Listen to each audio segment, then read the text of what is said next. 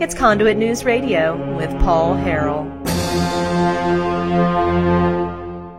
Hey, folks, I want you to welcome back to the show. We've got the state representative from District 96 is on the line. Grant Hodges is back with us. Grant, good morning to you, sir. Good morning, Paul, and I'm glad that you're back and keeping the Liberty machine rolling on yourself. Well, we're trying. We're doing the best. We're doing the best we can here. So, Grant, how are things going for you? How's your race going? I mean, I know the Democrats like to try to find as many opponents for as many Republicans as they can. But how's the campaign going for re-election?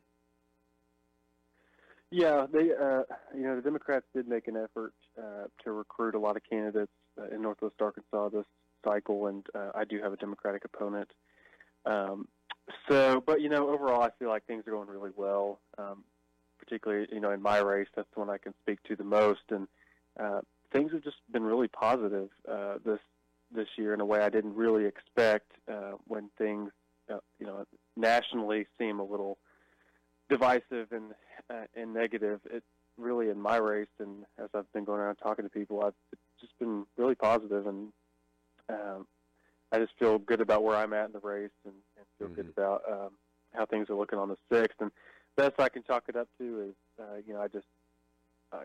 I told people, I've kept my word, and I've done in Little Rock what I told them I would do in the district, and I think they know that. And even if they don't agree with me, they know that I try to be honest, and I'm always willing to listen. And I think I've just showcased that over the last 4 years as the representative of District 96, and people seem to appreciate that. So things are going great. Tell us, remind the audience, the statewide audience, where District 96 is. District 96 is East Benton County. So it's mostly Rogers, Lowell, Avoca, Garfield, Gateway, a lot of the Beaver Lake area. So you mentioned how, you were kind of worried or you thought maybe it would be more of a divisive campaign, but as you go around to your constituents, it's not that way at all. Do you think that has anything to do with the media? I mean, the media, they're in these major markets, they're in these major cities where they are very leftist, and so there is this, and I think that's why you see these Trump rallies, and you see these numbers of Trump rallies and how many people are supporting the president or the agenda or the direction of the country, and it's like, wow, people don't really hate Trump as much as the media says. There's like a disconnect between what we're being shown versus, what the flyover country and a lot of people, what they really believe. Yeah, I definitely think there's a lot to that. And, I think the president's approval rating is also something that, I think makes us feel good too here in Northwest Arkansas and statewide as well. But I do think that's the truth. Is, if you listen to the media, particularly, the more left-wing media, you would think things are terrible out there. But the reality is, I mean, you look at the numbers, and we've got record low unemployment, and for the most part, especially up in my area, I mean, things are going really well, and I think people feel that and feel the benefits of the policies of not just the Trump administration, but what we've done here in the last few years in Arkansas, and really kind of turning the ship around and taking us in a different direction. And I'm not saying everything's perfect out there by any means, but I think people appreciate what's the change that we've seen in the last few years, and they don't want to go back to the same old, liberal policies of just more taxes, more spending. And that's really, I think, a key difference. I'm seeing that from a lot of the Democrats that are running up here. It seems that their solutions are not particularly new. It's just, let's send more money to Little Rock. That seems to be their only idea. And it's interesting as well because, one thing I think that I found kind of interesting in this campaign, as I've watched some other races around here, you've seen some of the Democrats kind of jump on the corruption issues that we've had in Little Rock with some of the legislators that have been indicted and convicted. And that's, I don't begrudge them for doing that. I've come out with my own anti-corruption plans, and I hope we can make a lot of progress on that front. But I do think it's interesting that, on the one hand, they're saying, Little Rock's corrupt, but on the other, they just want to send more of our money to Little Rock. So it doesn't make a whole lot of sense to me. That is a very good hypocrisy there that you found in what they're trying to do. Yeah, and I thought honestly, I've wondered why it hasn't been enough, or hasn't been more rather. I wonder why there wasn't more Democrats harping on the corruption problem that is down at the Capitol. Matter of fact, from a Democrat party, the Democrat Party of Arkansas, I've wondered why it hasn't been as big of a deal. And the reason I don't think they have done it enough. I mean, they're doing it now because we're getting towards the midterm elections, but I think there's a lot more shoes to drop. I think this is clearly already we know this is a Democrat and Republican situation. I guess an example of bipartisanship. If you look at who was also working for Medicaid entities for times and things like that. So I think there's more shoes to drop there, and that may be why they were a little shy at first to do the maybe the more traditional, predictable party party line attack the other party, because it really is kind of well, let's just put it like this. Democrats and Republicans are both human beings, and you can you can envision scenarios where they both would like to take money or steal money they're not supposed to take. So that's just part of the human condition. We're talking with State Representative Grant Hodges from District 96. So aside from maybe having some transparency reforms, trying to get rid of the corruption in Little Rock, what else do you hope to accomplish when you go back down to Little Rock, sir?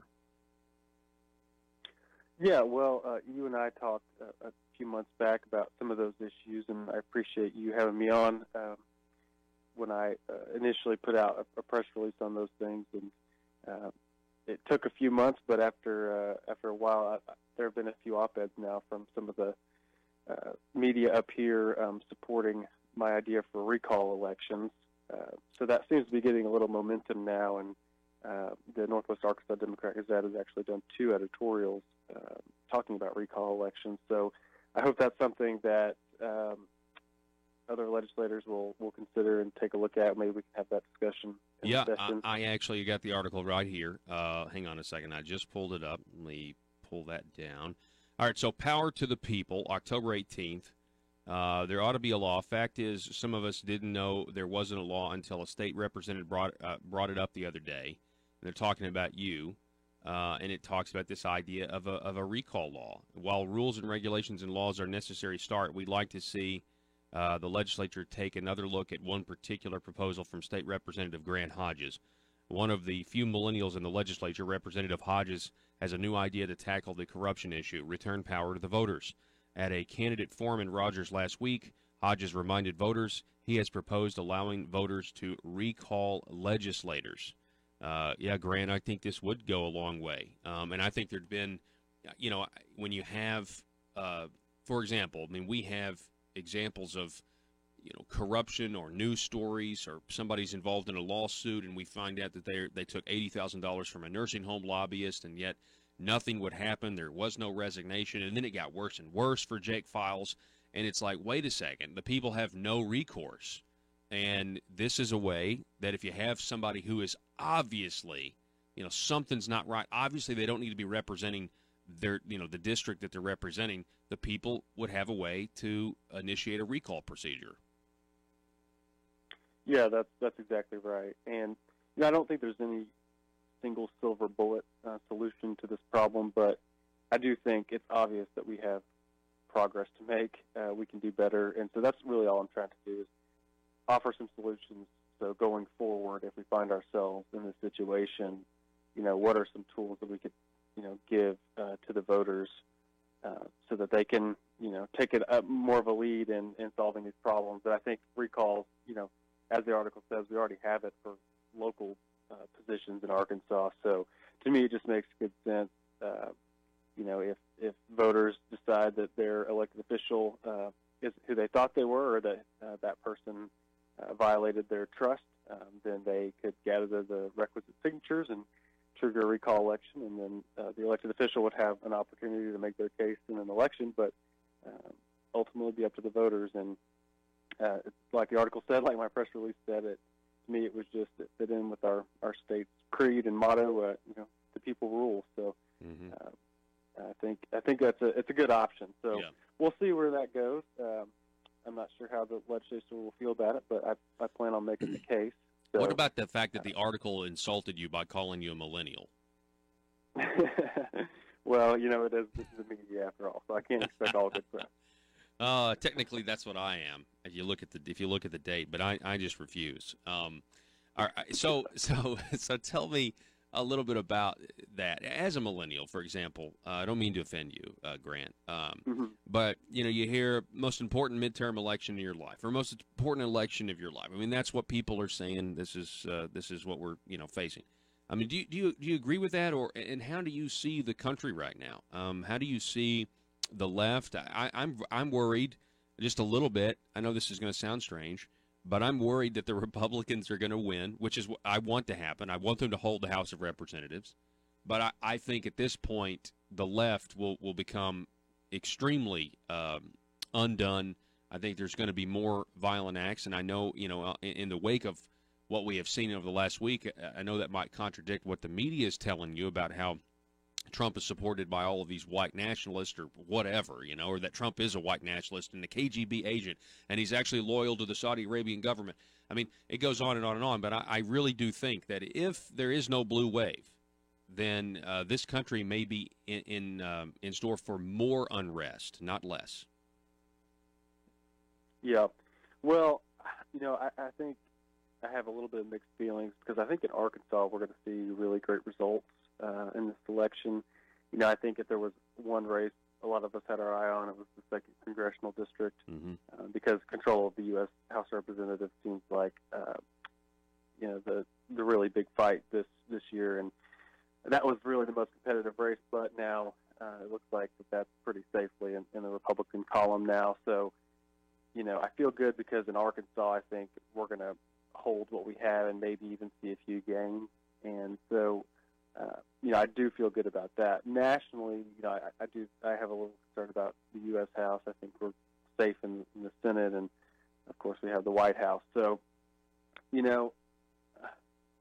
for me, I think my concern, you asked, as a millennial, and no offense taken, but for me the concern is I just see the left and the Democratic Party getting more and more extreme, and you see that with our fellow millennial, Ocasio-Cortez, and I was just reading about another candidate in New York running for state senate there who's about my age and is another open socialist, and that really seems to be where the party is moving on their end. It's just open socialism, and you saw that with Bernie Sanders' campaign, how well he did being a democratic socialist. And if there's something that just really animates me and makes me a conservative, it's just that I am an anti-communist, anti-socialist, and that really alarms me as an American that a lot of young people seem open to the idea of socialism in America.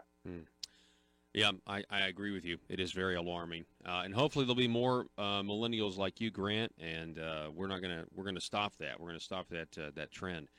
Hey, Grant, I wish you the best of luck in your reelection, and can't wait to see you go back down to Little Rock and continue to serve the people of Arkansas, the people of your district. And I hope you have a great day and a great rest of your week, sir. You too, Paul. Thanks. All righty. State Representative Grant Hodges, everybody, from District 96. That is in the Rogers area of the state of Arkansas. We are going to take a quick break.